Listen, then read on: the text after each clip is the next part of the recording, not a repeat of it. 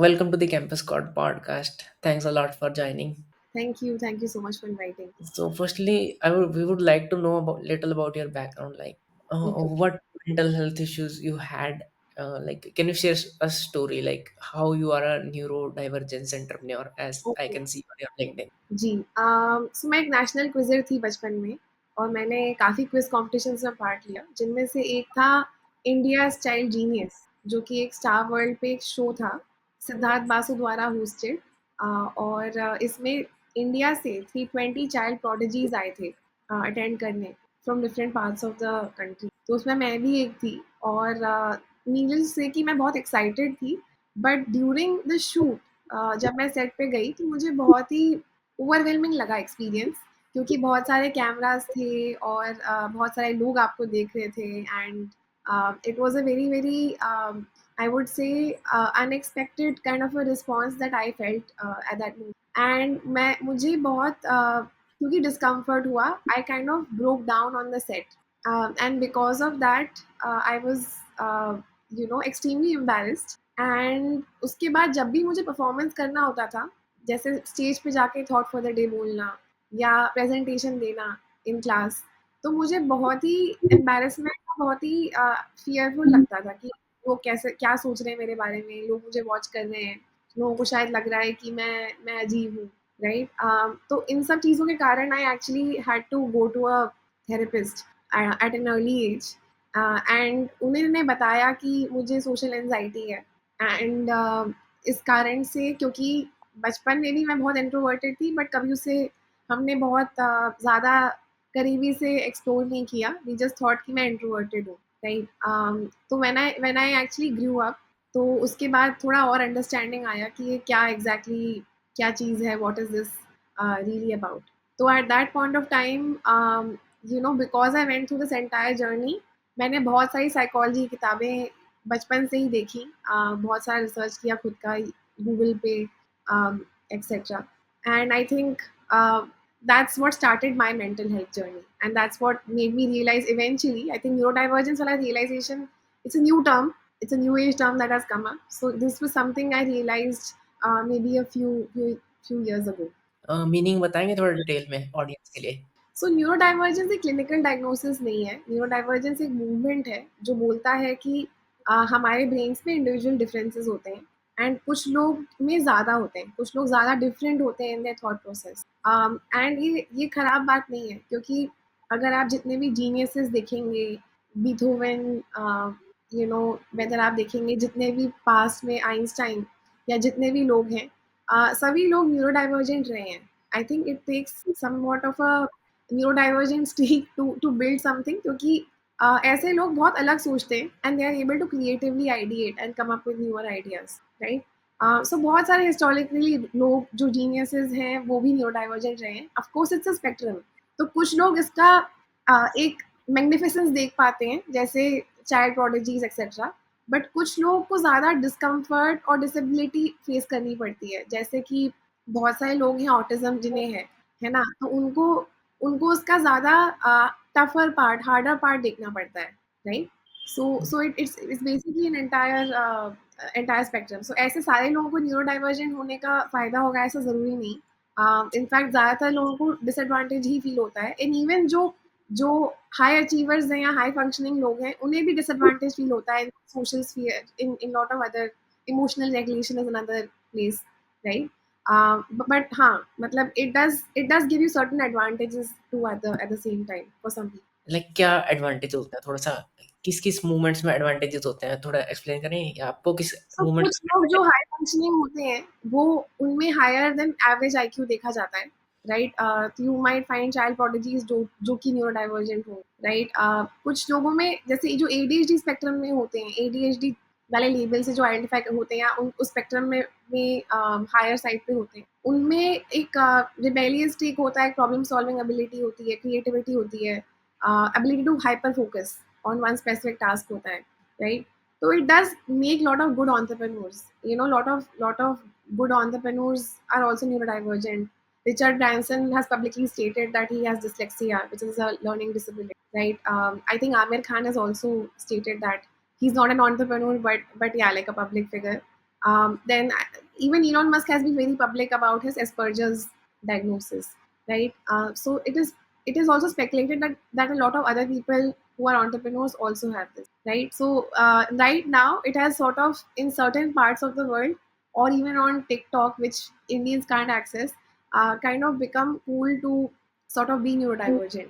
But that doesn't explain the full picture. There are a lot of difficulties that also one has to encounter in social life and also in the emotional realm. Like आप कुछ story share करेंगे क्या difficulties face हुई आपको? सो मैं तो perform ही नहीं कर पाती थी, स्टेज पे जाती थी तो मुझे नॉर्मल से ज़्यादा घबराहट हुई, दैट वाज़ वन एरिया। तो एक टाइम के बाद मैंने अपना फ़ियर कम करने के लिए I stop participating in any kind of social event. तो मैं बहुत ही लोनली और आइसोलेटेड हो गई। तो ऑल्दो एंग्ज़ायटी कम हुई क्योंकि आप अपने आप को सब्जेक्ट ही नहीं कर रहे हैं two things that can cause you anxiety, but that does create loneliness क्योंकि आप अकेले हैं।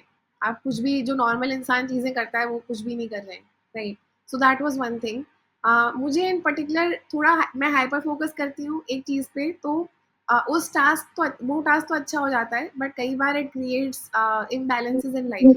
तो मतलब अगर if I sit to work on one specific thing तो मैं ज़्यादा टाइम दे जाती हूँ, मुझे टाइम का अंदाज़ा नहीं होता। तो प्रायोरिटाइजेशन, टाइम मैनेजमेंट, ये कुछ चीज़ें जो मुझे पर्सनली लगती हैं अपने बारे में। एंड कई बार जो कि मुझे पहले लगता था, अभी उतना नहीं रह गया क्योंकि मैंने इसके रिगार्डिंग बहुत काम किया है, वो है रिजेक्शन सेंसिटिविटी। मुझे पहले रिजेक्शन से बहुत परेशानी होती थी, बहुत डर लगता था एंड बहुत दुःख होता था, लाइक हर इंसान को होता है बट मुझे नॉर्मल इंसान से बहुत ज़्यादा दुःख होता था and it would take me a long time to get out of it, right? But अभी मतलब दुःख तो अभी भी होता है बट उतना नहीं होता है। So I think that's what's called high rejection sensitivity. हर एक इंसान सेंसिटिव होता है to rejection, but some people are more. So एक डिसऑर्डर कहते हैं इसे, रिजेक्शन सेंसिटिविटी डिसऑर्डर, राइट? जिनको जिनको हायर वे में होता है। That's also one thing. अब आपके थोड़ा-सा ये बताएँगे कि चाइल्ड जीनियस आप कैसे बने? उस टाइम तो आपको पता भी नहीं था कि you have this problem. Yes, actually child genius सिर्फ एकेडमिक चीज़ होती है ना। एकेडमिक में लाइक आई सेड बहुत सारे जीनियसेस होते हैं जो एकेडमिकली अच्छा करते हैं, या हाई फंक्शनिंग लोग जो पढ़ाई में अच्छे होते हैं, राइट? तो पढ़ाई में आपको सोशलाइज़ करने की ज़रूरत नहीं पड़ती। आप एकांत, उल्टा अच्छा होता है एकांत। अगर आप दूसरे लोगों से बात ज़्यादा नहीं कर रहे हैं, या आप बहुत ज़्यादा अब क्या आपको फ़ील हो रहा है इस पे ज़्यादा फ़ोकस नहीं कर रहे हैं, तो आप सिंगल माइंडेडली फ़ोकस कर सकते हैं अपनी पढ़ाई पे, राइट? बट उससे उसके बहुत सारे डिसएडवांटेजेस भी हैं क्योंकि आप इमोशंस को इग्नोर नहीं कर सकते एंड नेचुरली आप समाज से आइसोलेट नहीं हो सकते। आपको काफ़ी चीज़ें एज अ फाउंडर लोगों के साथ करनी पड़ती हैं, काफ़ी चीज़ें क्या हर एक चीज़ ही साथ करनी पड़ती है। तो ऐसे केस में ये डिसएडवांटेज हो जाता है अगर आप अपने सोशल स्किल्स पुअर हो या आप सोशलाइज ना कर, राइट?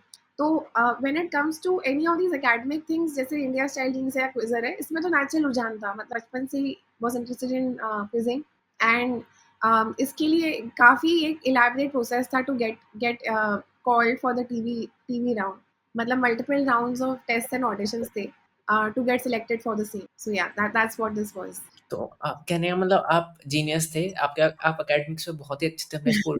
जीनियस जीनियस तो सब्जेक्टिव टर्म है, मतलब बट एकेडमिकली मैं अच्छी थी। मैं हमेशा ही मतलब टॉप 3 में आती थी हर क्लास में एंड और भी क्विज़ेज़ और इन सब में मैं बहुत अच्छी थी। एंड 10th 12th में भी ठीक आए, फिर तो जेईई क्लियर कर लिया when I grew up. So generally academics has been a strong suit. या तो अब अगर आज के टाइम में अगर आप एक 10th क्लास के बच्चे हो, वुड यू रिकमेंड समवन की जेईई प्रिपरेशन करनी चाहिए? See, JEE still helps you get into the best engineering college, right, in India. Some of the best engineering colleges in India, right? So, अगर किसी का STEM के प्रति रुझान है, engineering and mathematics, science and technology, तो needless to say कि एक चांस तो देना चाहिए। बट जैसे हमने इसे बना दिया है कि लोग जो हैं सब कुछ छोड़ के सिर्फ ये करते हैं, एंड काफ़ी लोग इस टाइम पे लोगों को हेल्थ इश्यूज भी हो जाते हैं उस चक्कर में, because they are not going out, they are not playing cricket और they are not going to the gym, right? तो मुझे वो उस लेवल का ऑब्सेशन नहीं अच्छा लगता। आई फील लाइक हम ये बैलेंस के साथ कर सकते हैं। It's possible to study for 8 hours and also exercise, have a life beyond just this, right? Friend से भी कई एक दो बार बात कर ली, बाहर चले गए, ये भी किया जा सकता है, राइट? तो that part is where I think हम थोड़ा ओवरडू करते हैं as Indians. But at the same time मुझे लगता है एज एन एग्जाम ये डेफिनेटली वैल्यूएबल है, और ड्यूरिंग दिस प्रोसेस आदमी डेफिनेटली बहुत तैयार हो जाता है लॉजिकल इंटेलिजेंस के टर्म्स में। बहुत सारे कॉन्सेप्ट्स आप सॉल्व करते करते आपकी लॉजिकल एबिलिटीज बढ़ जाती हैं, ये तो मैंने नोटिस किया है। जिनका क्लियर नहीं भी हुआ, दे गो ऑन टू क्लियर एमएससीईटी, जो हमारा महाराष्ट्र स्टेट का एग्जामिनेशन है, या बहुत सारे और एग्जाम है, बिट्स का है ना, तो इनमें भी हेल्प करता है, ये जनरली जीआरई में हेल्प करता है, तो अच्छा है। Like it's not bad to actually take it, अगर आप नहीं, इंजीनियरिंग में बट इंटरेस्ट है। एक चीज में डाइजेस्ट नहीं हुई कि यू सेड कि वर्क लाइफ बैलेंस लेके भी हम टॉप इंजीनियरिंग कॉलेजेस को क्रैक कर सकते हैं, एंड यू हैव जी। Crack one of the top engineering colleges जो कि आईआईटी बॉम्बे है। तो थोड़ा सा जी। बताएंगे कि आपने लाइफ को बैलेंस रखते हुए हाँ। आईआईटी कैसे क्रैक किया? क्योंकि मैंने तो ये सुना है, मैंने भी क्रैक किया, मैंने अपने टीचर से यही सुना है कि सब पार्टीज छोड़ दो, कहीं नहीं जाना 2 साल, सब भूल जाओ, कोई क्लास नहीं मिस करनी, कोई ट्रिप्स नहीं लगाने, एंड एक कमरे में बंद करो अपने आप को 2 साल, एंड हम्म। कोई लाइफ नहीं है बंदे की, मतलब वो पढ़ रहा है। पार्टीज चीज एक अलग चीज हो जाती है। जैसे हम पार्टी कहें तो हर एक दिन अगर हम बाहर जाएंगे विद फ्रेंड्स, तो ऑब्वियसली एक फोकस नहीं कर पाएंगे हम उस लेवल से, right. But it's also in moderation, है ना। तो मॉडरेशन के साथ किया जा सकता है कि आप वीक में दो बार चले गए बाहर, which is actually good enough, है ना। एंड बड़ी लंबी ट्रिप्स पे ऑब्वियसली नहीं जा सकते, क्योंकि आपने किसी कोचिंग क्लास को ज्वाइन किया होगा, है ना। तो उस कोचिंग क्लास में तो बैक टू बैक सेशंस रहते हैं, तो शायद आप वीकेंड को जा भी सकते हैं अगर पॉसिबल हो तो, but not for prolong period of time. तो मैंने भी शादियां अटेंड करी हैं during this event, like which were like sort of longest trips. तो उतना आदमी को स्कोप रहता है, आदमी जा सकता है, they can go out for lunch and dinner a couple of times. More importantly, they can still continue to exercise, meditate and follow a healthy lifestyle, right. ये तो किया ही जा सकता है। तो when I talk about life, it's not only about partying and always having fun. A lot of life is also about health, self care, and those type of things. Not that there's anything wrong with deriving pleasure, but again, any kind of exam which is highly competitive does require focus, right? So in that phase, you will have to maybe sacrifice certain things. Like अगर आपको जाना है let's say Indonesia बाली एक trip के लिए, तो वो शायद आप ना कर पाए, है ना। That's a sacrifice that you may want to make. या अगर आपको चाहिए कि हर हर एक फ्राइडे सैटरडे संडे आप क्लबिंग कर रहे हैं, तो वो शायद आप ना कर पाए, right. That said, it's possible to do some of the normal things जो एक हेल्दी इंसान कर सकता है, वो आप फिर भी कर सकते हैं, लाइक जिमिंग। बहुत सारे लोग जिम करते करते करते हैं। बहुत सारे लोग का का पहला रिलेशनशिप होता है 11th 12th में, वो भी क्लियर कर लेते हैं। मैंने देखा है बहुत सारे लोगों ने कोचिंग क्लास में ही गर्लफ्रेंड बॉयफ्रेंड बनाया और शादी भी कर ली। तो मुझे उससे वो नहीं लगता कि दिस इज ये नहीं हो सकता, बट हाँ, आई डू थिंक कि एक्सेसिव आप नहीं कर सकते। नहीं तो थोड़ा शेयर करेंगे आप कितने घंटे पढ़ते हैं? मैं तो 8 8 आवर्स तो पढ़ती थी, 8 आवर्स तो विदाउट पे। एंड ये कि कौन होते हैं लाइक रिलेशनशिप में रहते रहते एंड दे क्रैक दे काफी आल्सो? लोग हैं, काफी लोग हैं। हमारा एक यहाँ पे मुंबई में कोचिंग क्लास है जिसमें मैं गई थी, आईआईटी इन स्पेस करके। तो उसमें हमारा एक बैच था ऑफ टॉप परफॉर्मर्स। उसमें से आई वुड से जिनकी जेई टॉप से 50 में रैंक आई है ना, उसमें से 2 लोग थे जिन्होंने गर्लफ्रेंड के साथ की, ठीक है। तो टॉप अगर 50 लोग कर पा रहे, तो आई थिंक किया जा सकता है। ऑफ कोर्स वो लोग geniuses in their own right, मतलब वो लोग काफी लोग हमने सीएस, आईआईटी बॉम्बे में सीएस के लोग देखे हैं जो बेसिकली टीटी खेल रहे होते थे एग्जाम के पहले, है ना। क्योंकि इतने इंटेलिजेंट हैं, इतना सारा उनमें मास्टरी है कि लास्ट मोमेंट भी अगर एग्जाम देना पड़ जाए ना, तो वो पहुंच सकते हैं। उन्हें कुछ लास्ट मोमेंट, जैसे हम रिवाइज करते हैं हमारे जैसे लोग कि लास्ट मोमेंट रिवाइज कर रहे हैं, एग्जाम के एक दिन पहले पढ़ रहे हैं, उनको जरूरत ही नहीं है, फंडे क्लियर है। नहीं, डू यू थिंक कि एक तो एक एवरेज बच्चा है जो थोड़ा बहुत पढ़ रहा है, थोड़ा बहुत मतलब काफ़ी पढ़ रहा है, रात-रात को बैठ रहा है एंड हार्ड वर्क कर रहा है, उसका स्टिल रैंक एवरेज आ रहा है लाइक 15-20,000, 30,000, 40,000 आ रहा है रैंक। हम्म। बट कुछ लोग हम देखते हैं यार बहुत ही एक्सेप्शनल होते हैं जो 99, 100 परसेंटाइल वाले। हाँ। हाँ। कि डू यू थिंक ये एक रूट है कि उनका ब्रेन ही फास्ट चलता है, या वो जनरली ये इंटेलिजेंट तो है, है एवरेज बच्चों से? ये तो है, जनरल इंटेलिजेंस है, लॉजिकल इंटेलिजेंस है, मैं ये कहूंगी। हम जब कहते हैं जेई निकालिए तो इंटेलिजेंट है, हाँ, एक एरिया में इंटेलिजेंट है जिसे हम लॉजिकल इंटेलिजेंस और आईक्यू कह सकते हैं, राइट।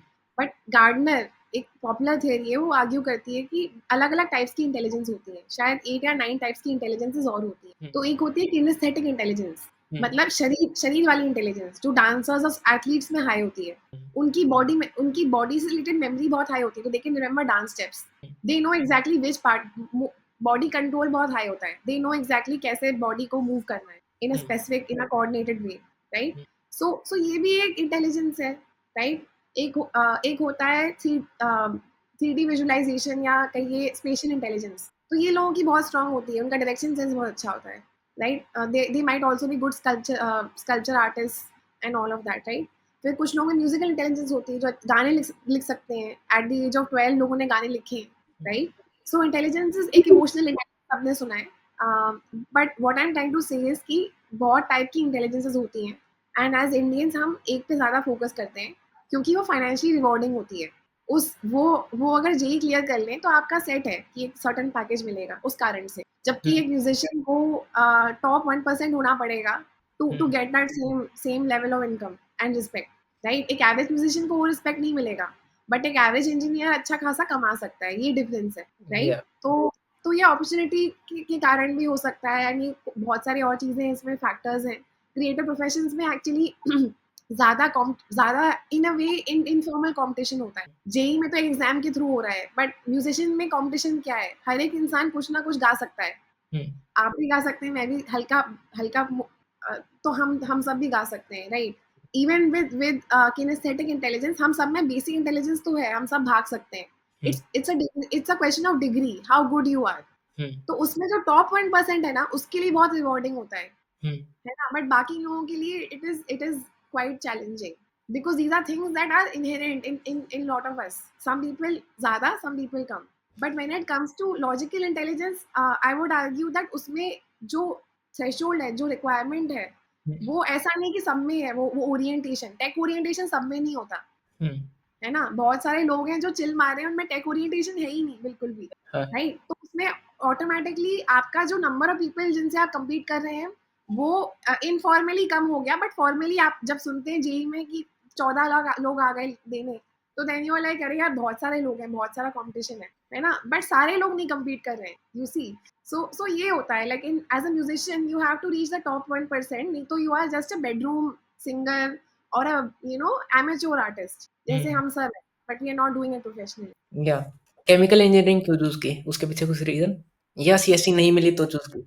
CSE नहीं मिली, it was clearly rank based, and also there were other options also apart from CSE, but इसमें केमिकल इंजीनियरिंग में लड़कियां ज्यादा होती हैं, ये मैंने सुना था, over some of the other like civil hmm, and mechanical, hmm, right? So it made sense कि मैं मुंबई IIT बॉम्बे में केमिकल ले लूं बजाय किसी और IIT जाऊं जहां पे मुझे मैकेनिकल मिल रहा हूं। हुँ। नहीं तो बट वैसे ऐसा नहीं है ये रैंक के बेसिस पे क्यों लेते हैं हम लाइक हमको पैशन नहीं देखना चाहिए। है बात नहीं मैं एकदम सही कह रहे हो, बात एकदम सही कह रहे हो तुम कि आइडियली पैशन के हिसाब से होना चाहिए। हाँ, बट आई थिंक ये कैसे करेंगे इन इंडियन कॉन्टेक्स्ट, इतने सारे एप्लीकेंट्स होते हैं, 14 लाख एप्लीकेंट, हुँ, उससे आपको कम कर करके शॉर्ट लिस्ट करके आप लिस्ट बनाते हो कुछ 10-15 हज़ार लोगों की, हुँ, राइट? तो उसमें एक और उन्हें स्टेप फिर ऐड करना पड़ेगा, विच इज़ लाइक यूएस में जैसे होता है कि आप ऐसे भेज रहे हैं उन्हें, हुँ, जिसमें आप अपने पैशन के बारे में बात करें। हाउ एल्स विल वी सी कि किसका क्या पैशन है? हुँ, एप्टीट्यूड तो ले लिया उन्होंने, टेस्ट तो ले लिया उन्होंने, एग्ज़ाम तो ले लिया। आपके हुँ। हिसाब से और क्या किया जा सकता है टू असेस कि किसका पैशन है? नहीं, नहीं, जैसे आपको अगर सीएसई में इंटरेस्ट है, अगर आपको कंप्यूटर्स के लिए आप पैशनेट हो, फिर भी हुँ, आपको हुँ। किसी आईआईटी में सीएसई नहीं मिल रही, तो आप एनआईटी में सीएसई भी तो ले सकते सिंपल बात सी सही है, बट मेरा इतना स्ट्रॉन्ग बायस नहीं था towards CSE either. I was like I would rather prefer to go with IIT Bombay because it's a brand, है ना? तो मेरा इवेंचुअली तो मैं मेंटल हेल्थ कर रही हूँ, हुँ, which is completely different. So hmm, I just had good ability to clear the exam, so I cleared it, and then I realized कि मेरा एक्चुअल पैशन अगर मैं देखूँ, शायद मैं मेडिसिन की तरफ ज़्यादा मुझे रुझान था, हुँ, हेल्थ केयर की तरफ ज़्यादा रुझान था। वो इत्तेफाक से I was able to clear IIT, तो मैं वहाँ पहुँच गई। हुँ, एंड उस समय गाइडेंस ज़्यादा थी नहीं, तो पेरेंट्स ने कहा कि अच्छा ऑप्शन है तुम्हारा, मैथ्स में अच्छे मार्क्स हैं, तुम ये कर लो, hmm, right?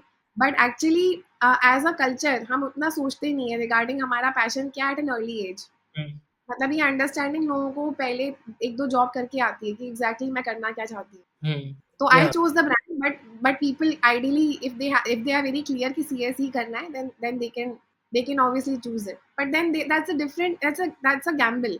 Lot of people will tell you कि you are making a mistake. तो आपने एमटेक भी की फिर केमिकल इंजीनियरिंग में ही, व्हाई सो? अब जॉब भी तो सो ले ये सकते। डुअल डिग्री प्रोग्राम होता है, हाँ, डुअल डिग्री प्रोग्राम होता है, तो मुझे डुअल डिग्री मिल गया। इनफैक्ट डुअल डिग्री के बाद की रैंक्स होती हैं नॉर्मली। सो मेरी जो रैंक थी उस हिसाब से डुअल डिग्री मिल रहा था, तो मैंने ले लिया। एंड अभी now that I think of it, it's good because it gives you an opportunity कि आप पीएचडी कर सकते हो, हायर एजुकेशन कर सकते हो डायरेक्टली, हुँ, राइट? अगर किसी को करना है तो, जो मैंने एक्सरसाइज कभी नहीं किया, बट हाँ, दैट्स एन ऑप्शन। या तो डू यू प्रेफर कि करना चाहिए हायर एजुकेशन आज के टाइम में, या बस बीटेक के बाद? जिसका ओरिएंटेशन है, जिसका जिसका रिसर्च ओरिएंटेशन है, उसे करना चाहिए। मेरा रिसर्च ओरिएंटेशन के साथ-साथ मुझे पीआर-एन-डी में मज़ा आता है। मुझे कुछ कॉन्क्रीट चाहिए। हुँ, मतलब केवल रिसर्च करके मैं सैटिस्फाई नहीं होंगी। मुझे कुछ चाहिए कि मैं कुछ बना रही हूँ, हुँ, है ना? बनाया और फिर उसकी रिसर्च की। वो फिर भी मुझे पार्ट अच्छा लगता है। तो मुझे रियल वर्ल्ड एप्लीकेशन में ज़्यादा इंटरेस्ट था, तो मैंने कभी उतना सोचा नहीं कि मैं पीएचडी अभी करूँ। शायद आगे चल के कभी आए दिमाग में, तो आई प्रोबब्ली परस्यू इट। या तो उस टाइम था जब आप डिग्री कर रहे थे कि आपको स्टार्टअप करना है, या बस ये था कि ज कॉर्पोरेट जॉब लेनी है एक? उस समय तो कॉर्पोरेट जॉब लेनी है, यही था कि पहले तो कॉर्पोरेट जॉब ले लेते, इतनी क्लैरिटी थी नहीं। क्लैरिटी मुझे इंटरेस्ट हमेशा से साइकोलॉजी में रहा है बचपन से ही, but I never felt that I had the courage to take that leap, from a tech, from a tech profile to a non tech, इस तरह का profile, hmm, right? Usually tech से लोग अगर चेंज करते हैं तो कंसल्टिंग में जाते हैं, इन आईआईटी या फाइनेंस में जाते हैं, राइट? स्टार्टअप्स में भी जाते हैं, but then that requires certain things, like एक तो आपको पता होना चाहिए कि आप में वो क्षमता है उस टाइम पे to actually build a team to work really really hard, hmm. Right?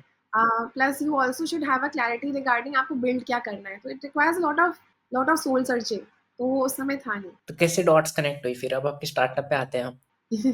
Startup के लिए तो बचपन से साइकोलॉजी में इंटरेस्ट रही है, इनफॉर्मली एज अ हॉबी मैं पर्सनालिटी मॉडल्स पढ़ती थी, and I would try to combine एक ग्रैंड थ्योरी बनाने की कोशिश कर रही थी मैं, hmm, about different personality types. तो वो तो ऑनगोइंग था। When I took my first job at KPMG, तब भी आई वाज बिल्डिंग इट, उसके बाद भी I was building it, constantly build करती रही। बट आई नेवर थॉट कि मैं ये कुछ इसको मोनेटाइज कर पाऊंगी, या इसका मैं कुछ कर पाऊंगी apart from just a hobby, right? Hmm, and then मैंने जॉब्स किए, मुझे उतना सेटिस्फाइंग नहीं लगा। हुँ, And then I felt like कि maybe I can pursue this, like hmm, I can try, and अभी maybe I can take a leap and see कि जो मेरा इंटरेस्ट है, हुँ, do people, is it of value to people, हुँ, क्या ये valuable है to other hmm, people, right? फिर बहुत बहुत कुछ हुआ, कोविड आया, बहुत सारा फोकस हुआ मेंटल हेल्थ पे, right? So that further give me clarity कि हाँ, लोगों को शायद चाहिए थेरेपी, लोगों को शायद चाहिए इस तरह के solutions which are tech enabled around mental health and psychology, so that's how it happened. तो किसी का सपोज़ पैशन है और वो अभी जॉब कर रहा है, जैसे आपने जॉब ली, तो ट्रांज़िशन कैसे हुआ? और ट्रांज़िशन कैसे करना चाहिए? If you want to do something of your own? अगर खुद का करना है तो एक तो कैपिटल चाहिए, तो मैं तो रिकमेंड करती हूँ कि लोग एटलीस्ट थोड़ा कमा लें, फिर स्टार्टअप करें। दूसरी बात, अगर आप किसी जगह जॉइन करते हैं, तो आपको फिर बेसिक अंडरस्टैंडिंग ऑफ सिस्टम कैसे बनाते होते हैं, प्रोसेस क्या होता है, कैसे लोगों से काम करवाना है, राइट? वो सब समझ में आता है कि ऑर्गेनाइजेशन में what it takes to run an organisation, right? So all of these are valuable lessons. Plus आपकी लीडरशिप स्किल्स भी होन होती है in the right environment. You take on more responsibility, and then you become ready to take on the entire responsibility for the company, right? Hmm, Gradually. So that's what I feel. The first step should be that, and secondly, I think I would say people should try to find their passion. So how would one find your passion? Even in the task that you are allocated in your company, उसमें कहाँ interest आ रहा है, and अगर बिल्कुल ही नहीं आ रहा है, then it make sense to go for a job जहाँ पे आपको लग रहा है कि शायद इंटरेस्ट आ सकता है, hmm, right? So your switches should be according. आपको हमेशा देखना चाहिए कि आपको ये यहाँ मजा आ रहा है कि नहीं आ रहा है, मतलब मजा इन terms of the kind of work, not let's exclude manager कैसा है, एनवायरनमेंट कैसा है, वो भी एक फैक्टर है, बट प्योर वर्क आपको कैसा लग रहा है, right? Hmm, and I think it's a process, like हर एक जॉब में आपको 100% चीजें नहीं अच्छी लगेंगी, हुँ, है ना? आपको कम से कम 30 से 40% आप बिग्रजिंगली करेंगे कि ये करना पड़ रहा हुँ, है ना? बट आपको 60% में अच्छा लगेगा, and that's the good balance that you should try and see. Eventually you will feel कि हाँ यार, ये तो मेरा डोमेन है, इसमें मेरे को मजा आ रहा है। एंड आई थिंक अगर आप में वो ओरिएंटेशन है स्टार्टअप फाउंडर बनने का, which is to take risk, second is to build some want to build something, तो आप you can take that plunge then in that case. या तो अब बात करें ऐसे कि प्रॉब्लम आपको क्या दिखी? प्रॉब्लम आपकी ये थी शायद कि एनोनिमस टूल्स आपको नहीं मिल रहे थे मेंटल हेल्थ से रिलेटेड, राइट? 2-3 प्रॉब्लम्स थी। एक तो स्टिग्मा था, तो आई आई वाज़ लाइक कि स्टिग्मा जो है आई थिंक ऑर्गेनिकली हटने में बहुत टाइम लग सकता है, ठीक है? एंड हटेगा भी कैसे? उसके लिए अवेयरनेस लगेगी। अवेयरनेस जो है मैं एज़ अ स्टार्टअप कितना अवेयरनेस कर पाऊँगी? It's it's an entire like a systemic issue, ठीक है? तो मैं अकेले इसके पीछे नहीं लग सकती। एंड जब जब वो सॉल्व होगा वो through advocacy and through these efforts होगा, but it will take its own course. तो मैं अभी भी बहुत एडवोकेसी में बिलीव करती हूँ and I go and talk about it, but I know it will not have an impact on से somebody sitting in Bahraich hmm, or somebody sitting in Ahmednagar, ठीक हुँ, है? So to reach there, and मेरा ये vision है, we'll have to make the process very friendly for the masses, hmm, right? Somehow. So what's the one step that we can take? Anonymity is one step, non-judgment is the other thing that you can do, hmm, and tech is able to provide for that. Hmm, Secondly, cost reduction is a major concern in India. हुँ, कोई भी solution अगर आप 1000 रुपए per hour देंगे, तो वो शायद आप टीयर 1 सिटीज में भी टॉप 10% लोग शायद अफोर्ड कर पाए, may be even laser, even may be not that, मतलब बहुत ही कम लोग अफोर्ड कर रहे हैं, हुँ, राइट? um, तो मतलब आई हैव सीन कि स्टूडेंट्स भी आते हैं कुछ जो बिल्कुल भी अर्न नहीं कर रहे होते and they don't have financial support and they come, जिसको आना होता है वो आ जाता है, हुँ, बट स्टिल लाइक बहुत कम लोग ऑर्गेनिकली आ पाएंगे आपके पास, right? Without any other support, तो उसको कैसे कम करना? तो tech also helps in bringing that kind of scale and helps bring down the cost, hmm, right? तो ये मुझे लगा कि इसलिए टेक के थ्रू ये सॉल्व की जा सकती है ये वाले parts, but tech also has a reputation of while it standardizes, it takes the human out, it takes the soul out in a way, and some people might experience that as quality issues की quality नहीं है ना? तो वो हम कैसे बरकरार रखें, क्योंकि आपने कुछ ऑटोमेशन तो लाया है बट उसमें ह्यूमन टच चला गया, है ना? एंड पीपल माइट फील की क्वालिटी वैसी नहीं है जैसे एक one on one boutique type के सोल्यूशन में हो, हुँ, राइट?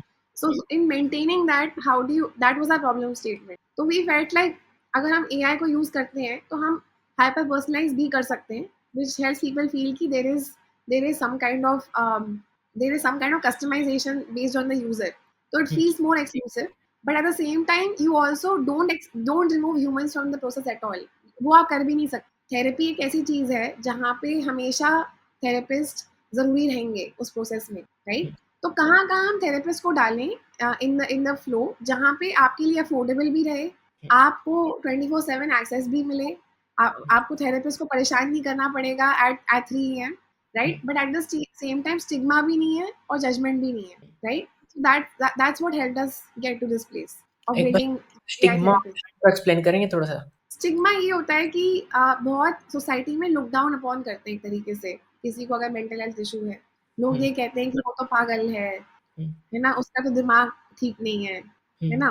तो लोग अपनी मेंटल हेल्थ इश्यूज़ के बारे में खुल के बोल नहीं पाते हैं। स्ट्रेस सबको हाँ, है ना? सबको सबको कुछ ना कुछ प्रॉब्लम लग रही होगी, रिलेशनशिप के रिगार्डिंग, या वर्क के रिगार्डिंग, या पढ़ाई के रिगार्डिंग, हुँ, राइट? बट कोई बोल नहीं सकता उसे ओपनली, हुँ, क्योंकि लोग कहते हैं कि ये तो हमेशा रोता रहता है, या हुँ, इससे खुद की प्रॉब्लम सॉल्व नहीं होती है, हुँ, हमारे पास आ गया रोने, है हुँ। ना?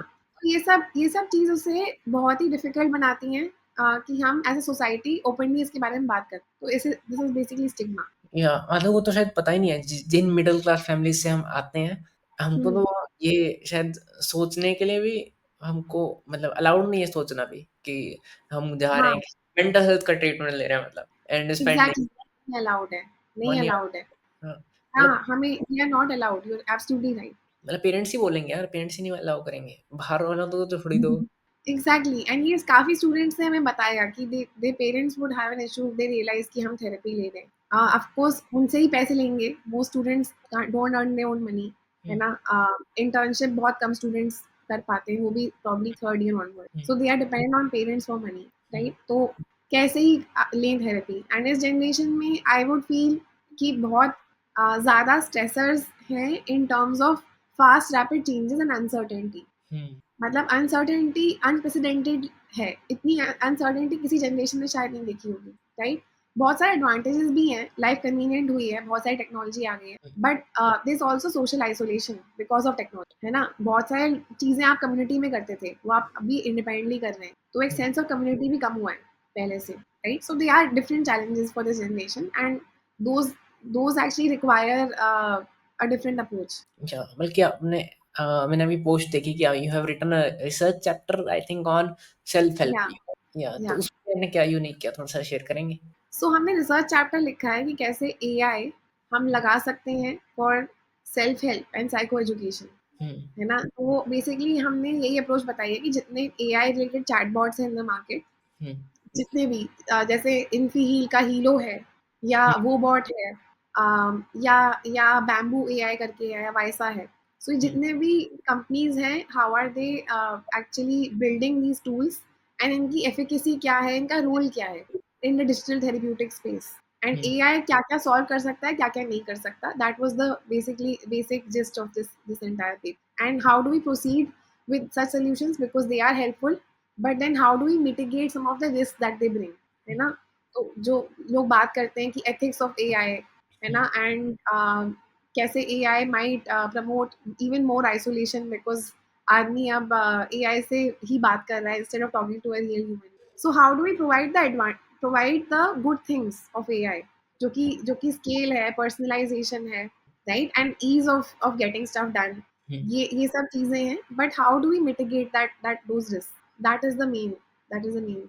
या कुछ कस्टमर सक्सेस स्टोरी शेयर करेंगे, लाइक आपके चैटबॉट के थ्रू या आपके सेल्फ हेल्प के थ्रू उन्होंने अपनी मेंटल हेल्थ इशू को सॉल्व किया हो? I think the biggest success story to me personally was when we were actually able to get somebody out of suicidal ideation via a chatbot, which is a huge deal.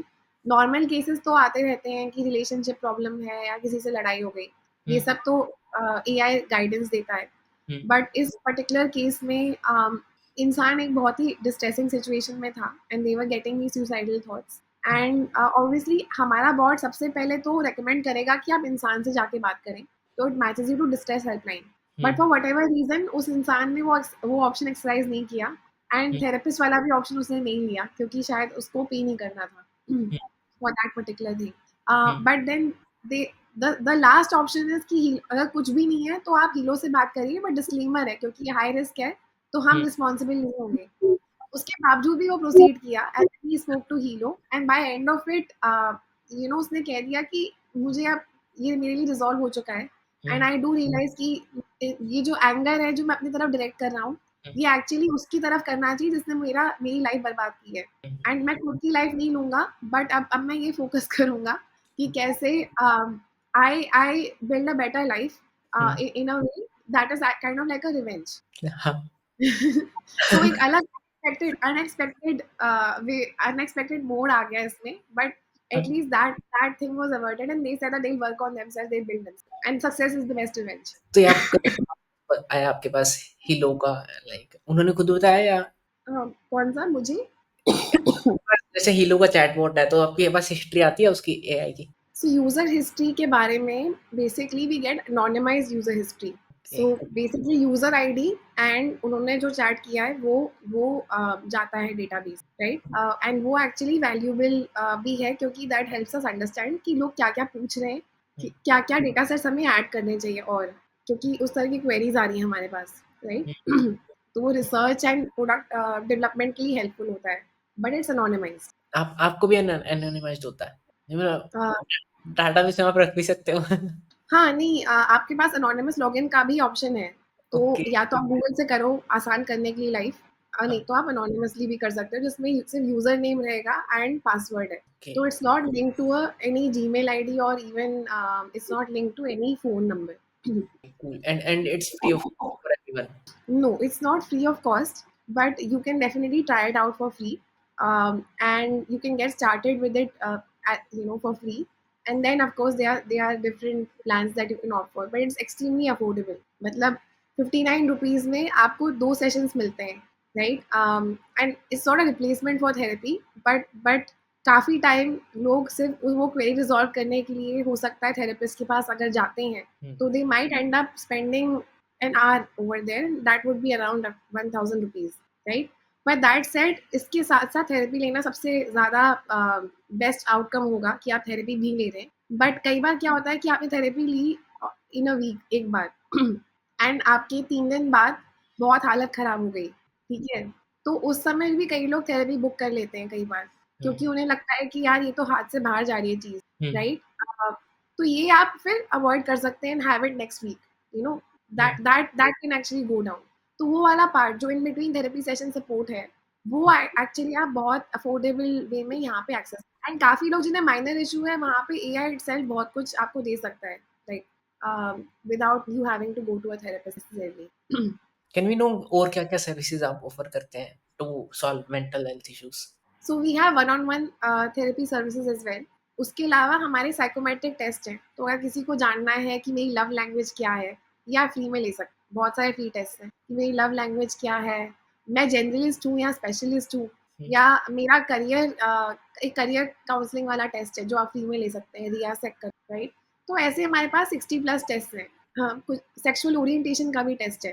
तो उस type की चीज़ें भी हैं, मतलब जो कोई भी आदमी ले सकता है फॉर फ्री ऑफ या कॉस्ट। तो आप एनवीडिया के जो एआई समिट में गए थे एंड यू मेट जेनसेन, या वो एक्सपीरियंस शेयर करना चाहेंगे कैसा रहा? And how do you see future of AI?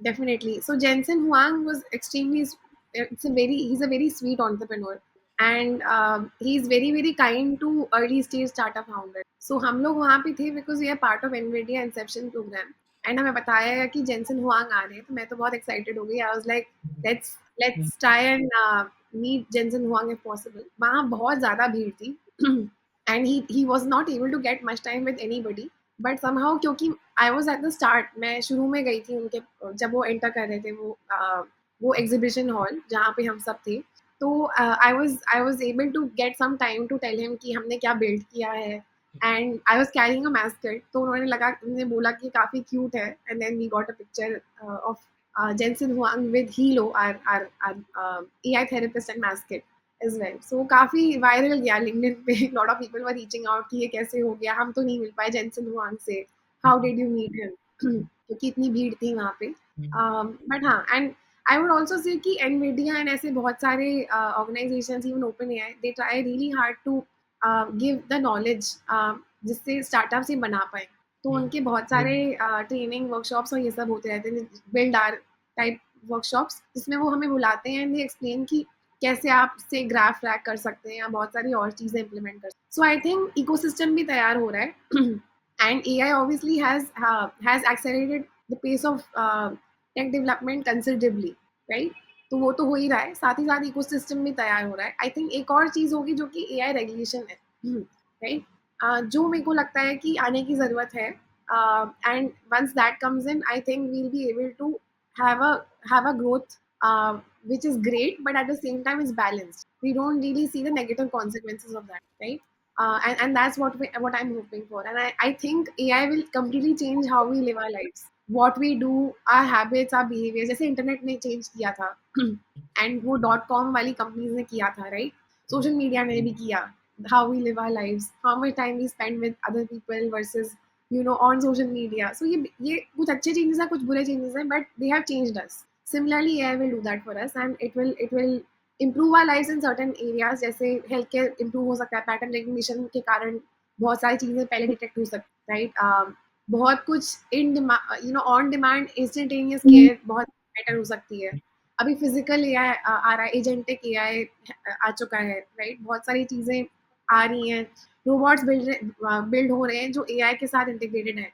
तो अभी तो सिर्फ हम चैट पे रिलाई कर रहे थे, या ऑडियो पे या वीडियो पे. अब एक रोबोट भी होगा जो एआई एआई वाले के साथ मूव भी करेगा and not just give you advice और talk to you, right? So बहुत कुछ है, एंड ऑफ कोर्स लोग एजीआई को चेज कर रहे हैं. मेरे उसके ऊपर थॉट ये है कि एआई कम्प्लीटली ह्यूमन जैसा कॉन्शियस है वैसा तो नहीं हो पाएगा, but it will be very very close, right?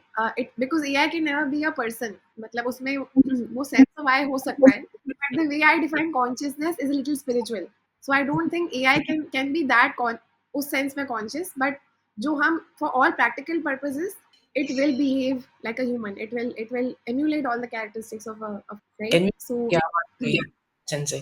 Jensen से आई जस्ट टोल्ड हिम कि हमने क्या बिल्ड किया है, हम कैसे मेंटल हेल्थ में एआई सेफ्टी पे बहुत हमने काम किया है इन पर्टिकुलर, बिकॉज वैसे तो हम चैट जीपीटी से भी सलाह मशवरा ले सकते हैं, hmm, right, but for psychology and some other cases around medical, hallucination rates काफ़ी हाई हैं, मतलब नॉर्मल से ज़्यादा हाई है, राइट, मतलब 6 से 7% डिपेंडिंग ऑन क्या आप एरिया देख रहे हैं, hmm, right, sometimes even 8% on some models. So hmm, the idea is कि हम उसको कैसे minimize करें, है ना? हम्म, That was the main problem statement जो हम work करें ताकि hospitals can safely use AI as well, hmm, right? Hospitals for medical data.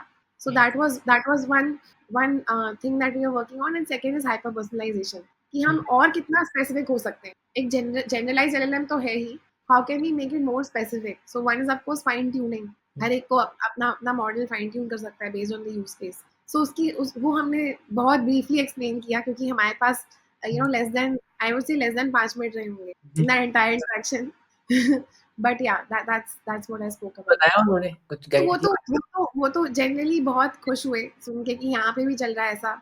And उनके लिए शायद मतलब ये अच्छा था कि इतने सारे लोग इंडिया में भी एआई को लेके उतने ही एक्साइटेड हैं इस पार्ट ऑफ द हेमिस्फीयर में, हम्म, right? So he was genuinely very excited, and he listened and he said that sure send me तुमने क्या बनाया है, हम्म, all of that, and then mascot को लेके भी बहुत खुश हुए. So he was like कि hey this guy looks cute. Hmm, And then we got a picture with Hilo as well, या which is actually mascot, आपने yes. एआई रेगुलेशंस की बात की and when AI physical robots में आ रहा है तब तो बहुत ज़्यादा ज़रूरत होगी रेगुलेशंस की। व्हाट बहुत डू ज़्यादा ज़रूरी. क्या रेगुलेशंस बननी चाहिए? See AI safety is the main thing, right? तो एआई सेफ्टी में क्या होगा, हेल्यूसिनेशन बहुत कम हमें करना पड़ेगा किसी तरह से. सो हुँ, हेल्यूसिनेशन रेट मिनिमाइजेशन एक एक थ्रेशोल्ड उन्हें बताना पड़ेगा कि इसके नीचे अगर हेल्यूसिनेशन रेट नहीं आता है हुँ, थ्रू क्लिनिकल ट्रायल्स, अगर हम मेडिकल कुछ रोबोट बना रहे हुँ, हैं, ऑफ कोर्स हर सेक्टर का अलग रहेगा. जैसे रियल एस्टेट अगर आप कुछ कर रहे हैं, you using AI to build a building for instance, I don't know, possibilities are endless, you know. या कोई माइंड के अंदर एआई जा रहा है, right, but it can also cause harm in some way. So उस हार्म को minimise करने के लिए you will obviously have to reduce the rate of hallucination. Hmm, that is number one, right. So उस पे काम की क्या थ्रेशोल्ड होना चाहिए उस सेक्टर के लिए, उस इंडस्ट्री के लिए, right. Plus how do we mitigate it, क्योंकि आप जीरो तो शायद ना ला पाए. बहुत ही आइडियल सिनेरियो हो जाएगा कि हेल्यूसिनेट अगर करे ही ना, ठीक है. तो अगर कर रहा है हुँ, तो how do we mitigate that.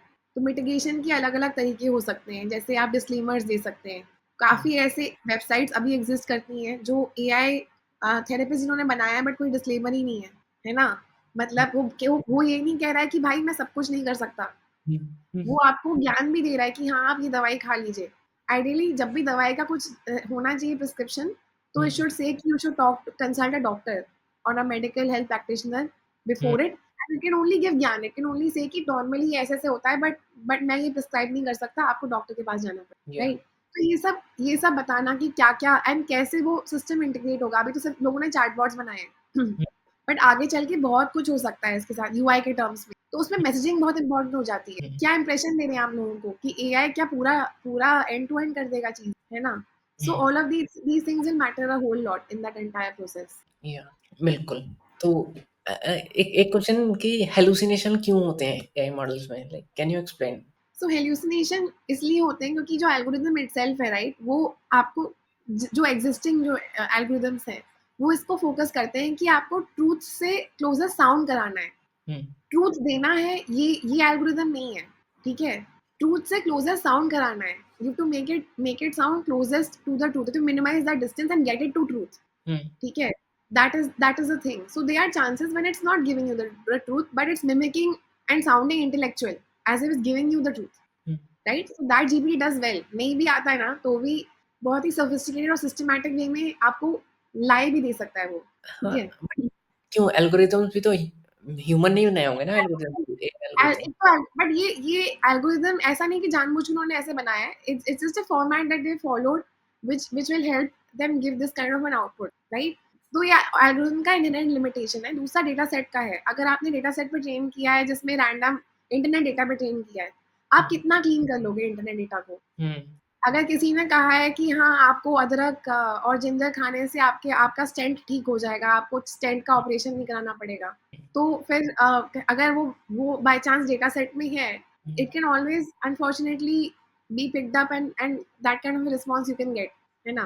तो अंडरलाइन डेटा सेट को अगर आपको उस स्केल का डेटा सेट बनाना है, इंटरनेट स्केल का, तो क्लीनिंग एवरीथिंग इज़ इम्पॉसिबल। या एक चीज़ मैं और देखी कि आपने यूपीएससी के लिए भी प्रिपेयर किया था, राइट? हुँ, हुँ। वो क्यों और कब किया था? एंड ये मैंने तकरीबन आई वुड से 2017 के आस-पास दिया था। सो 17 एंड 18 में मैंने दिए थे exams. After your so BTech. After या आफ्टर उसके पहले तक तो केपीएमजी तक तो कोई ख़्याल नहीं था कि देना है। तो ये उसके बाद आया ये इसलिए आया क्योंकि after working in corporate I felt like एक बार पब्लिक सेक्टर भी देख लेते हैं।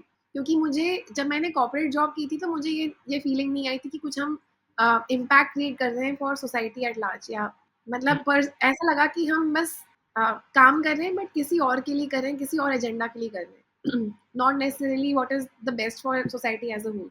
एंड मेरा सोशल ओरिएंटेशन हमेशा से थोड़ा बहुत तो रहा ही है, हुँ। राइट? तो it didn't feel very aligned and that's why I thought at least एक शॉट दे के देखते हैं कि how will that be? But एक शॉट करते-करते I ended up giving 3 attempts.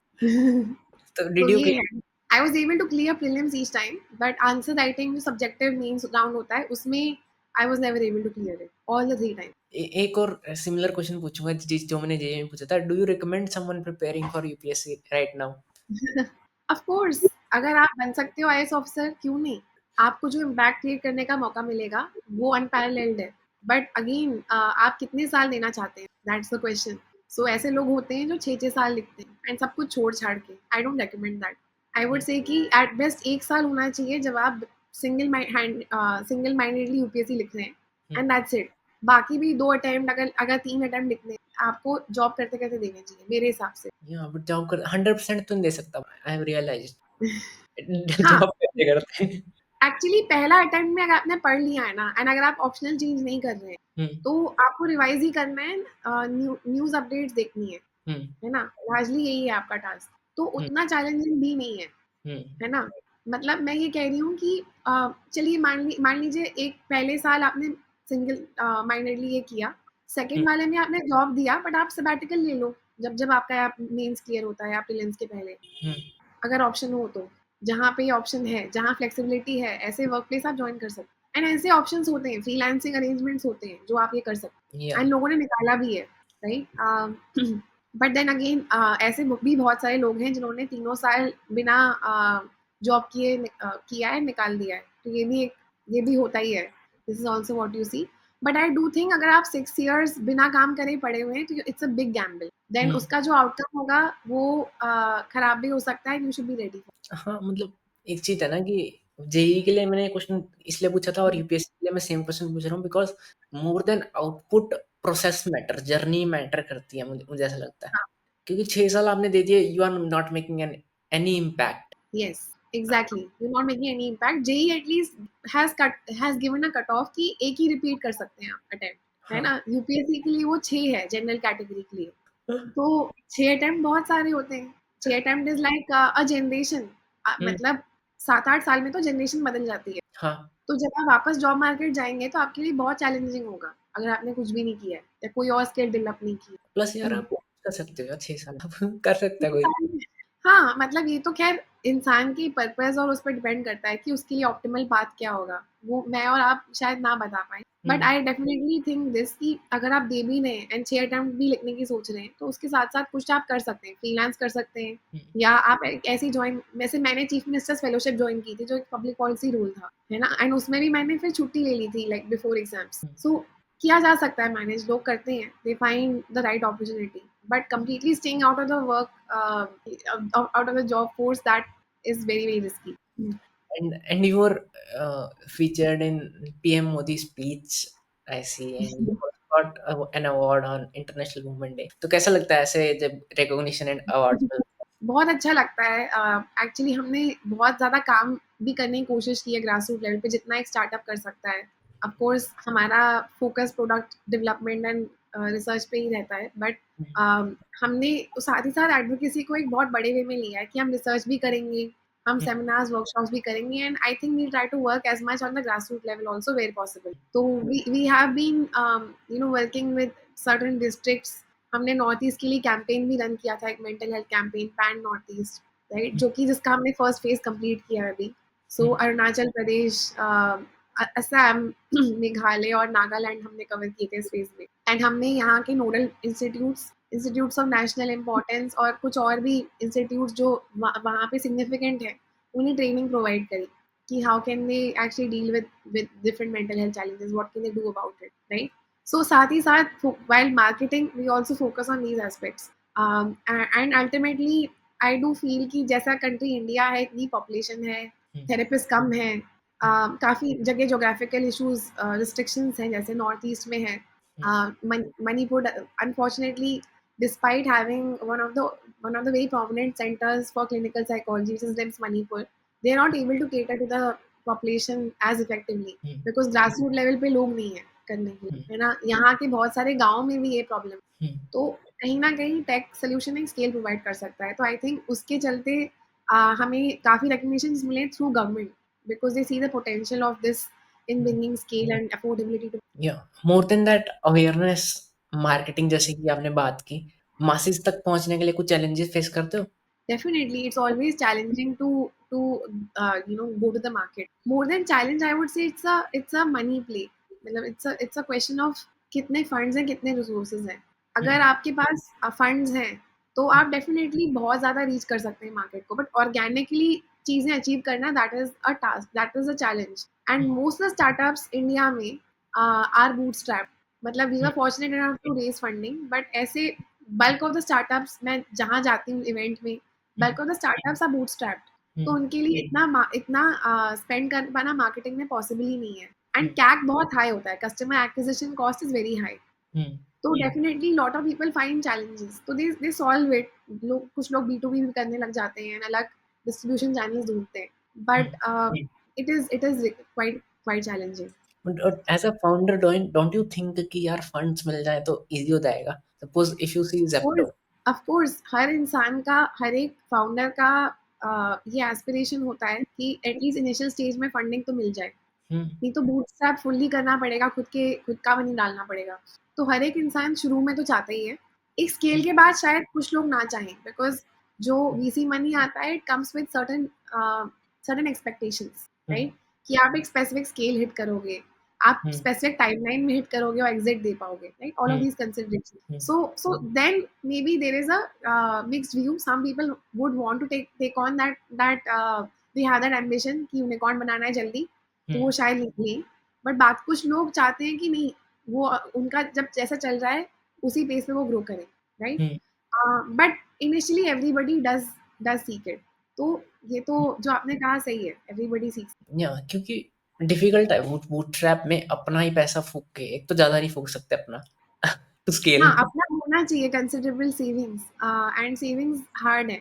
मतलब आजकल के जॉब मार्केट में and how things are, right, it's not easy to save money with the lifestyle that I look at Gen Z and how they spend their money, right? तो saving culture नहीं है उतना। People do believe in having full and rich life with experiences, कि travel करना है, एक specific lifestyle रखना है, and that's actually a different way of looking at things than my generation, which was more focused on like a how do I, whatever I'm getting, how do I sustain, like how do I plan it out, right? So I do recommend that more Gen Zs actually save and they invest, but it's a perspective, and I guess they are rich in experiences in that sense. या but हाँ, startups अगर अगर funding मिल जाए तो कितना आसान नहीं हो जाएगा आई थिंक स्केल करना आपके लिए भी। फंडिंग क्या? मिल जाए तो बहुत अच्छा हो जाएगा, बट पॉइंट इज कि फंडिंग इजीली मिलती नहीं है। अगर मैं स्टार्ट्स देखूं तो around 2 to 3% of the startups get any funding at all, right. So that is the ratio. तो एंड एंजल इन्वेस्टर्स आपको शायद फिर भी मिल जाए, या फ्रेंड्स एंड फैमिली में कोई डाल भी दे पैसे, बट इंस्टीट्यूशनल इन्वेस्टमेंट बहुत हार्ड है। एंड वो इसलिए क्योंकि उन्हें एक स्पेसिफिक स्केल चाहिए, उन्हें कुछ स्पेसिफिक रिटर्न्स चाहिए होते हैं, राइट, एक स्पेसिफिक वैल्यूएशन चाहिए होता है इन अ गिवन टाइम, ताकि वो एग्जिट ले पाएँ they want, right. So those are the considerations. तो मिल पाना मुश्किल है, नहीं तो हर एक इंसान शुरू में तो एस्पायर करेगा ही कि बूटस्ट्रैप ना करना पड़े। या क्योंकि it's about time versus speed. या तो पैसा फूक लो, आपका टाइम बच जाएगा, हाँ, आपको टाइम इन्वेस्ट करना पड़ेगा। Exactly, exactly. तो ये बहुत ही इम्पोर्टेंट ट्रेड ऑफ है। And that's what, like, everybody who wants to grow fast, they will definitely seek capital, and it's become better over time. Like, अगर मैं स्टार्टअप का फंडिंग इकोसिस्टम की बात करूँ, तो हुँ, जैसे पहले था few years ago, and possibly even a decade ago, हुँ, अभी it's much better. अभी currently थोड़ा फंडिंग इफेक्ट हुई है लास्ट कपल ऑफ इयर्स में, because of the overall economy को लेके हुँ, अनसर्टेनिटी है हुँ, ना? But generally speaking on the whole, अगर हम इकोसिस्टम लेवल पे बात करें, मे हुँ, बी से 15-20 साल पहले ये सब कुछ था ही नहीं। अभी हुँ, इतने सारे एक्सेलरेटर्स आ गए हैं, इतने हुँ, ग्रांट्स गवर्नमेंट ने शुरू कर दिए हैं, प्लस वीसी स्पेस में भी बहुत सारे वीसी फंड्स आ गए, हुँ, राइट? फंडिंग अभी बेटर है ऑन द होल। या कुछ लोगों को मेंटल हेल्थ के लिए मैसेज देना चाहोगे? लाइक डेफिनेटली, फंडिंग जो डेफिनेटली। होता है कि पब्लिक में ना जाया जाए, मतलब सबको यही होता है, जैसे सपोज़ मेरे को इश्यूज़ आया तो मैं चाहूँगा ना यार मेरा इश्यू पब्लिक ना हो, किसी को पता ना हुँ। चले। क्योंकि ऑब्वियस बात है यार, लोग लोग क्या कहेंगे, लोग बातें बनाएँगे कि एवरीवन जजमेंट हर कोई करता है, आई थिंक हाँ। In today's world. तो सबको ये होता है कि ना पता चले, तभी आई थिंक हमारे पेरेंट्स भी कॉन्शियस होते हैं, क्योंकि उनको भी हमारे फ्यूचर का है कि दुनिया को ना पता चले कि बच्चे को कोई yes, yes. So I think समाज ऐसा इसलिए है क्योंकि अगर हम हर एक इंसान अपनी प्रॉब्लम के को लेके बैठ जाए, राइट? खुद हुँ, की भी तो प्रॉब्लम है, दूसरे की प्रॉब्लम सुनेंगे तो भी एग्ज़ॉस्टिंग है, हुँ, राइट? तो कहीं न कहीं ये वहाँ से स्टेम होता है। बट क्या is it serving us? Hmm, is it helping us in the long run? It's not, right? Hmm, because it's creating a barrier, it's creating a distance between us, where we are not being our authentic selves. And plus we have to take on extra burden of keeping it to ourselves, hmm, right? So it's not serving us as a whole. So what I feel like, as a society, when we talk about our problems, we will get certain detractors who will be like कि यार ये क्यों हो रहा है, ये कौन करता है, ये तो पागल है, दिमाग अनस्टेबल है. But then you also garner support of like-minded people who've gone through a similar challenge, hmm, right? So you then need to look at it that way कि शायद कुछ detractors मिले, but on the whole आपको support भी मिलेगी. हुँ, मेरे लिए तो support ज़्यादा valuable है, ठीक है? The amount of people who have come to me and said कि भाई मेरे साथ भी हुआ था, तुमने ये कर दिया, बहुत अच्छा है, and they have helped me, पता है, in ways that you can't imagine. Hmm, मतलब मुझे मुझे लीड्स देना, राइट? मुझे लोगों से कनेक्ट करना कि आप इससे बात कर लीजिए, I believe in your mission, right? क्योंकि आपने इतनी एडवोकेसी की है इस चीज़ की। तो जब आप वोकल होते हैं तो आपको एडवांटेजेस भी मिलते हैं उसके काफ़ी, राइट? हुँ, एंड एक कम्युनिटी भी बिल्ड होती है उसके नाम। तो I think all of us, I think from that perspective ही सही, we should talk about it because it will help us be more authentic. It will help us find our tribe.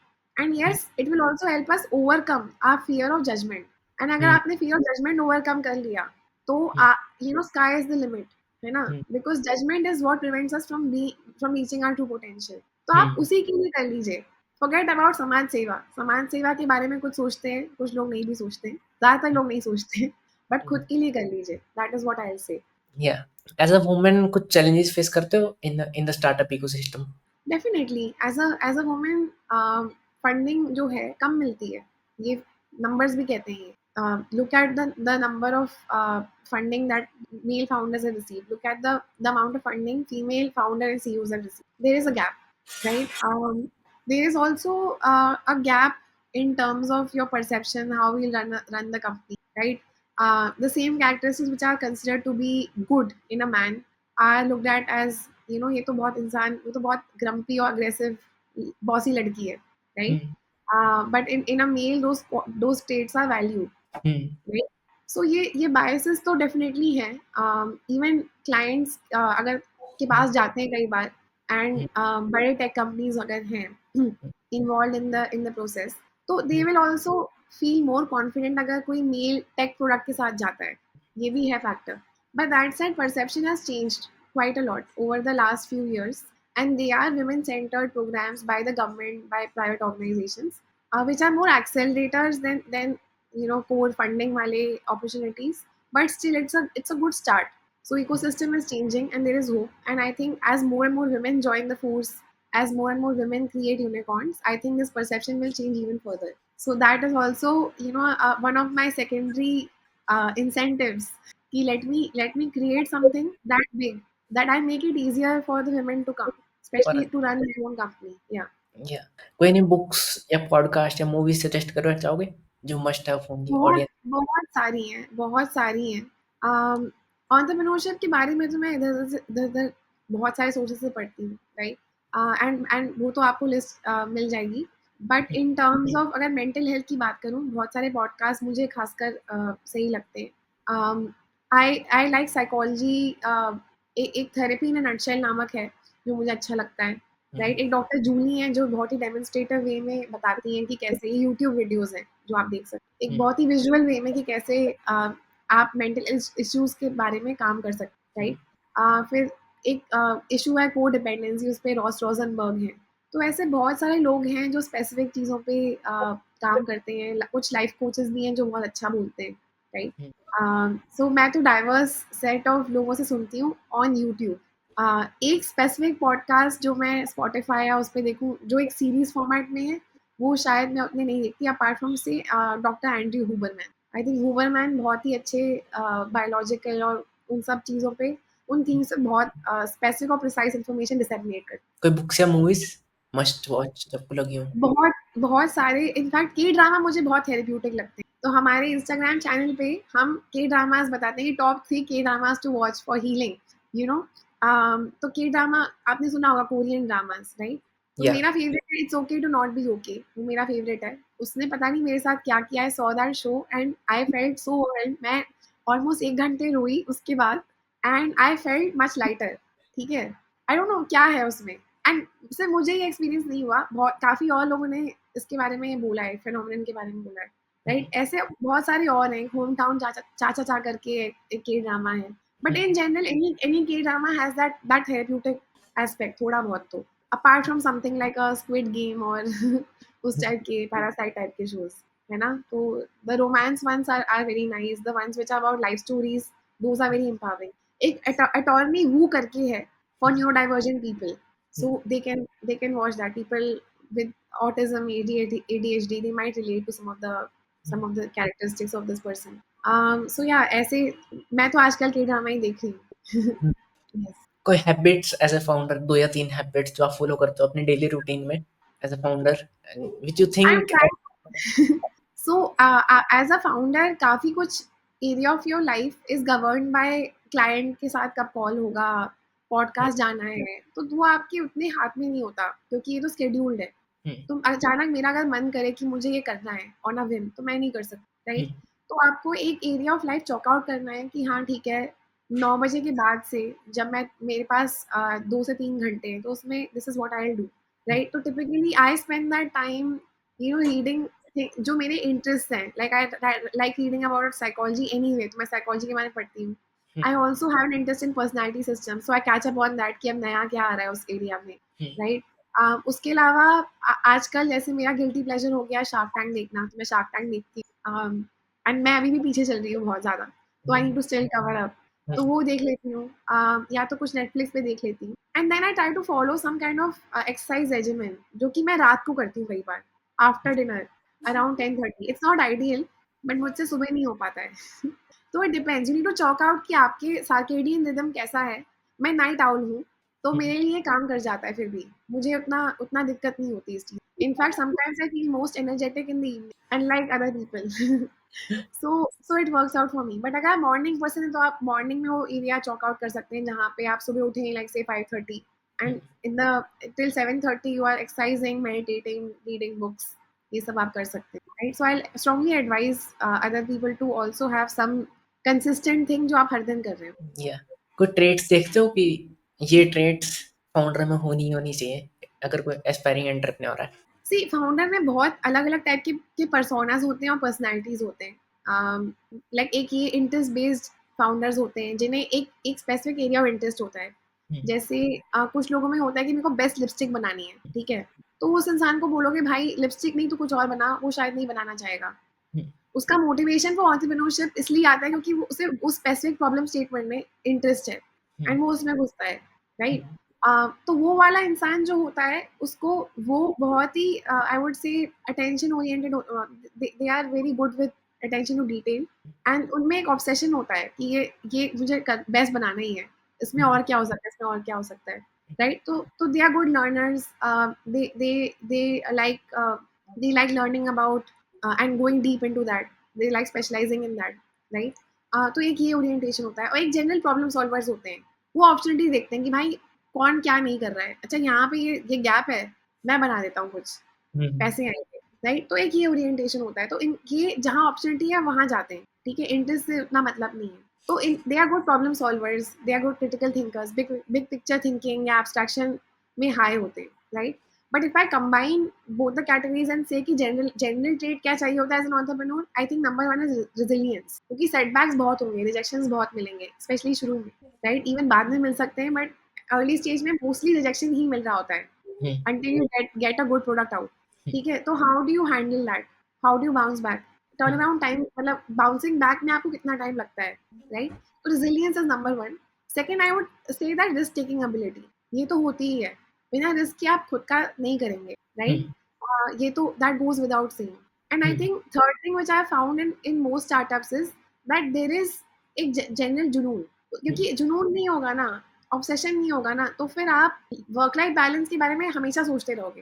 Hmm, there are several days जब मुझे work life balance complete नहीं मिलता, मतलब मैंने let's say 13-13 घंटे, 14-14 घंटे काम करना पड़ सकता है on hmm, on specific days, right? Hmm, क्योंकि मैं मेंटल हेल्थ स्टार्टअप चला रही हूँ, तो मेरा हमारा वर्क कल्चर थोड़ा शायद डिफरेंट है बाकी ऑर्गनाइज़ेशन से। तो हुँ, काफ़ी जगह मैंने देखा है लोग 16-16 घंटे काम करते हैं। हमारे यहाँ ये कल्चर नहीं है, क्योंकि हमने ऑब्वियसली मेंटल हेल्थ कंपनी बनाई है, राइट? तो अगर हम वर्क लाइफ बैलेंस या उसका कुछ परसेंटेज भी हम फॉलो नहीं कर पा रहे हैं, तो फिर क्या ही पॉइंट है, hmm, right? But that said there are times जहाँ पे हमें डिलीवर करना होता है, रात-रात भर बैठना होता है। तो अगर मेरा वो ओरिएंटेशन ना हो, तो मैं वो नहीं कर पाऊँगी, राइट? वो ऑब्सेशन ज़रूरी है कुछ हद तक, राइट? दूसरी दूसरी बात, या प्लीज़ हाँ, कंटिन्यू। नहीं एक्चुअली ट्रेड्स तो ख़ैर बहुत सारे हैं, but I think most startup founders eventually become good salesman, है ना? ओके। बिकॉज़ आइडिया खुद का है, तो उनमें सेल्स कैपेसिटी इन्हेरेंट होती है। सिर्फ वर्ड बनाना एक बात है, बट उसको सेल करना अलग-अलग फोरम्स में, hmm, clients, to investors, hmm, to to you know in a public way that requires certain trades, right? तो एबिलिटी टू इन्फ्लुएंस हाई होती है। मैं आपको इन्फ्लुएंस कर पा रही हूँ इंटू बाइंग दिस, राइट? तो that is also a very important trade.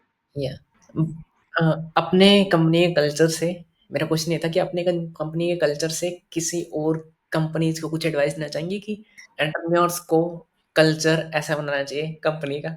यार मैं क्या ही प्रिस्क्राइब करूँ यार, टू ईच हर ओन। मैं बहुत सारे मेरे आईटी बॉम्बे के फाउंडर्स हैं, मैंने उनका कल्चर देखा है, मैं अपना देखती हूँ। हुँ, एंड और भी मैंने बहुत सारे अलग-अलग टाइप के फाउंडर्स देखे हैं। काफ़ी फाउंडर्स जो मतलब आर्ट बैकग्राउंड से या कॉमर्स बैकग्राउंड से, हुँ, सभी लोग अपना बेस्ट कर रहे हैं, ठीक है? बट मैं ये ज़रूर कहूँगी कि कल्चर जो है अ, वो सेट करने की रिस्पॉन्सिबिलिटी फाउंडर की ही होती है। हुँ, ठीक है, जैसे ही मैं रहूँगी, कहीं न कहीं ऑर्गनाइज़ेशन भी वही वैल्यूज़ रिफ्लेक्ट करेगी, हुँ, राइट?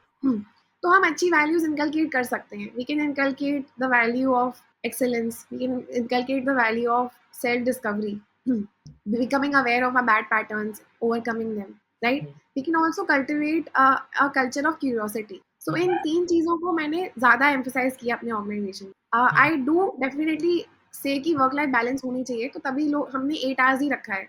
हुँ, 8 आवर्स करने के बाद अनलेस मेरा कोई एक्सटर्नल डिलिवरेबल है, I hmm, don't really like to ask people to come back. Hmm, that said लोग इतने अच्छे हैं कि लोग कई बार खुद ही आ जाते हैं, अगर कुछ फटता है तो अपने आप ही दे आर लाइक कि चलो फिक्स कर देते हैं, राइट? मैं तो ग्रेटफुल ही हो सकती हूँ, बट अगेन लाइक यही है, मतलब आई वुड से कि मेजरली मैंने इन ट्रेड्स तो इन तीनों पे ही काम किया है।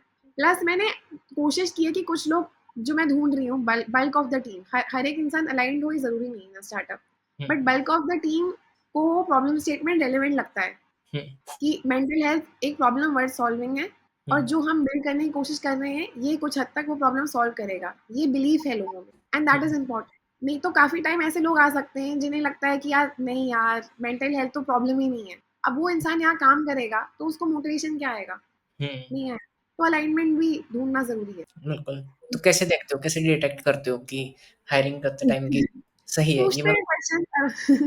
वी आस्क क्वेश्चन कि मेंटल हेल्थ उनके लिए वो लोग क्या करते हैं, उनकी जर्नी क्या रही है, हुँ, उन्हें अपने बारे में क्या पता चला जब उन्होंने अपने अपने साथ बैठते हैं, क्या सबसे बड़ा इंसाइट क्या आया है। हुँ, तो ये सब चीज़ों से पता चलता है कि हाँ, उनके ख्यालात कैसे हैं। ओपिनियंस पूछते हैं अबाउट सर्टेन इश्यूज़ कि मेंस्ट्रुअल लीव होनी चाहिए कि नहीं, या हुँ, आपको लगता है कि साइकोलॉजी एंड स्पिरिचुअलिटी लिंक कर सकते हैं क्या, है ना? तो इनसे लोगों के ओपिनियंस के थ्रू उनके बारे में, पर्सनैलिटी के बारे में समझ में आती हैं चीज़ें, राइट? एंड कुछ चीज़ें लोग ऑब्वियसली इंटरव्यू में छुपा सकते हैं या एग्जैजरेट कर सकते हैं, तो फिर you ask questions which are indirect as well to figure things out. So that's how it is. Ecosystem में किसी को इंस्पिरेशन मानते हो? यार बहुत सारे हैं जेन्युइनली। इकोसिस्टम में स्टार्टअप में बहुत सारे लोगों ने बहुत अच्छा काम किया है इन terms of building come right. Can I treat them as role models and copy 100% of what each of these people are doing? Probably not, because hmm, everybody's journey is very very individual. Hmm, That said, a lot of people have come before me and done an excellent job, hmm, right. मतलब India में कितनी सारी success stories हुई हैं। मतलब जोमेटो में मुझे बहुत पसंद है पर्सनली, उनकी मार्केटिंग, उनकी branding, hmm, right. And even as a customer I'm very fond of that specific product। ऐसे अभी तो खैर आईपीओ हो गया, it's no longer a startup, but in terms of its DNA, I think it still is in some ways, right? या So ऐसे ऐसे बहुत सारे companies हैं। Zerodha is another one. Like I like the product, genuinely like the product, right? तो I like the startups जो मैं use कर करूँ, है ना। एंड जो मैं यूज करती हूँ those ones I really या appreciate। So ending question is like अगर आपको suppose you are a politician be maybe a prime minister और अ प्रेज़िडेंट, इंडिया में अगले 10 साल में क्या चेंज करना चाहोगे मेंटल हेल्थ को? I would probably follow the national mental health policy जो कि ऑलरेडी है। वो आ तो गई है बट इम्प्लीमेंट होने में बहुत ज़्यादा गैप्स हैं। तो मैं उस पे एक तो फंडिंग बढ़ाऊँगी, क्योंकि funding in mental health is I think 0.1% of the total healthcare spend, as per several sources that I hmm, found on the internet. That is hmm, grossly low. At least it should be 10%, right? Hmm, Of healthcare funding. So hmm, that is one thing that I'll do, and I'll try to implement। जो policy implement हो जाए तभी बहुत चीजें solve हो जाएंगी। हुँ, And secondly, ये मैंने notice किया है कि there are two ministries that look at mental health in a way. There's Ministry of Social Justice and Empowerment, and hmm, it's Ministry of Health। So when there are two ministries involved, right? At hmm, times because of the fact that दो type की approvals लग सकते हैं या दो चीजें करनी पड़ सकती हैं, हुँ, sometimes things might get delayed, hmm, right. So I will create a pipeline कि ये ज़्यादा ईज़ियर हो जाए ये प्रोसेस, है ना। एंड ज़्यादा कोहेरेंस हो across across both the ministries कि what are we really doing about mental, right. So either we create a pipeline और devise a structure where both the companies sorry, both the ministries have a say, they have a role, but it's a role that makes sense। division of responsibility बहुत clear है, hmm, right? So that's what we would want। And I think thirdly, I would myself be very vocal about mental health concerns. I'll talk about it more. I think if I'm the prime minister, I'll not miss an opportunity to talk about it wherever I can. And of course, I think that will have the a great trickle down effect, and people will eventually also start talking about it on their own। या awesome Srishti, काफ़ी अच्छा लगा आपसे बात करके and we really hope all your dreams get successful. Thank you so much. It was great talking to you, Mayank. And I think you are pretty young, but I felt like I'm talking to somebody who has wisdom and insights. So that's great. Thank you so much. It's very Thank beneficial to talk to you people like this.